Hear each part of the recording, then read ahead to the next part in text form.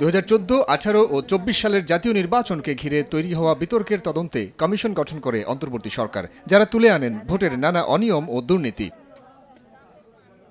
সোমবার সন্ধ্যায় প্রধান উপদেষ্টার কাছে প্রতিবেদন দাখিলের পর গণমাধ্যমের সঙ্গে কথা বলেন কমিশনের সদস্যরা। জানান, বিগত 3 নির্বাচন ছিল বল প্রয়োগের। 2018 সালে নির্বাচনের আগের রাতে সিল মেরে জয় নিশ্চিত করে আওয়ামী লীগ। ইলেকশন ভায়োলেন্স হয়েছে, প্রি ইলেকশন অ্যারেস্ট হয়েছে, ক্যাম্পেইন রেস্ট্রিকশন করে দিয়েছে বিভিন্ন জায়গায়, তারপরে ভয় দেখানো হয়েছে, ভয়ভীতি, ইন্টিমিডেশন, ব্যালট স্টাফিং করা হয়েছে, ভোট কাউন্টিং ইরেগুলারিটিস হয়েছে। আগের 3 নির্বাচনকে অগ্রহণযোগ্য আখ্যা দিয়ে নির্বাচন তদন্ত কমিশনের প্রধান বলেন, 3টি নির্বাচন কারসাজির সঙ্গে জড়িত ছিলেন জনপ্রশাসন, সেনাবাহিনী, পুলিশ, গোয়েন্দা সংস্থার একাংশ।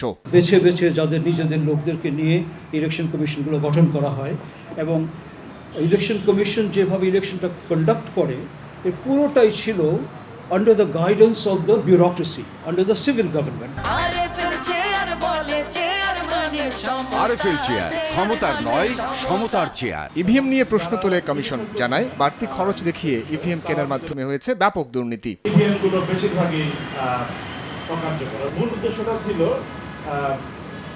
এই প্রকল্পটাকে চালু রাখা, যাতে কিছু টাকা রাষ্ট্রের এখানে ব্যয় করা যায়। 3 নির্বাচনকে গণতন্ত্রের মৃত্যু বলেও উল্লেখ করে তদন্ত কমিশন।